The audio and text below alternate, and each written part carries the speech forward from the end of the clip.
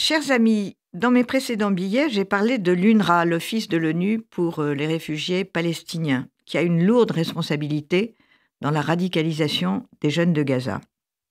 Aujourd'hui, si vous permettez, je parlerai d'un État qui aussi a une responsabilité dans la région. Il s'agit du Qatar, qui, selon moi, devrait susciter quelques préoccupations, notamment de la part de l'Union européenne. La première préoccupation a trait à ses liens avec le Hamas, et des liens qui, d'ailleurs, perdurent aujourd'hui, et ce, depuis des décennies. Le Qatar continue, effectivement, de soutenir le Hamas, qui est pourtant reconnu par une organisation terroriste par l'Union européenne. Ainsi, ses dirigeants n'hésitent pas à se rendre officiellement dans la bande de Gaza, à laquelle le Qatar fournit de très conséquentes aides financières. Par exemple, il finance des salaires pour les fonctionnaires du Hamas, a construit des infrastructures, alimente en gaz naturel la centrale électrique du Hamas. Et, last but not least, le bureau politique du Hamas se tient à Doha et son chef, le leader du Hamas, Ismaël Haniyeh, a l'air d'y mener une très bonne vie. Et au demeurant, il vient de se rendre en Iran pour discuter avec Khamenei, qui, vous ne le croirez pas, vient de le féliciter pour avoir remis à l'ordre du jour le sujet de la Palestine au niveau mondial, sans tenir compte, bien évidemment, qu'il s'agit du massacre le plus horrible auquel les Israéliens aient jamais pu subir, que les Israéliens aient jamais pu subir et que personne n'aurait imaginé dans le pire des pogroms.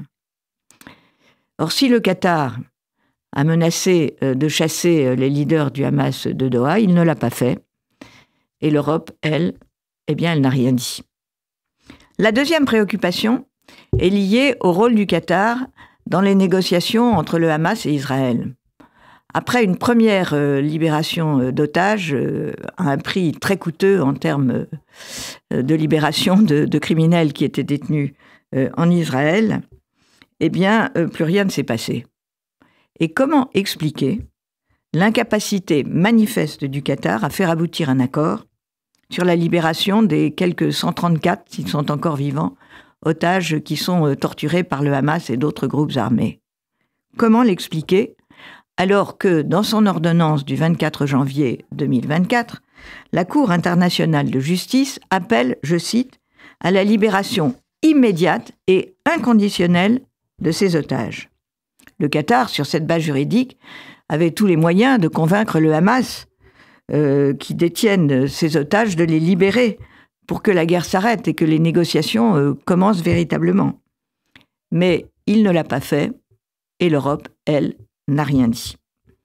La troisième préoccupation dont je voudrais vous faire part concerne, elle, directement l'Union européenne et plus particulièrement son Parlement. Rappelons que le scandale du Qatargate a frappé des élus européens, et non des moindres, la vice-présidente du Parlement, et également des ONG, qui sont fortement soupçonnées d'avoir bénéficié de très importants subsides financiers de la part du Qatar. En réaction à ces révélations, Bruxelles a proposé la création d'un organisme d'éthique pour 9 institutions de l'Union européenne. Mais c'est absolument dérisoire. Et comme l'a fort justement remarqué la Commission européenne du Sénat, présidée par Jean-François Rapin, dans un rapport très éclairant du 14 février dernier, dont je vous recommande la lecture, il faut au moins 2 conditions pour que les valeurs éthiques retournent au sein du Parlement européen. La première, c'est la création d'un comité d'éthique véritablement indépendant.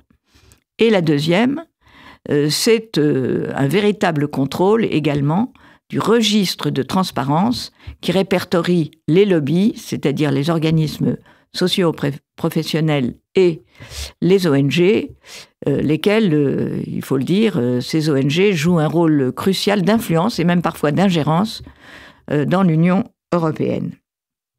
Mais pour moi, c'est un minimum.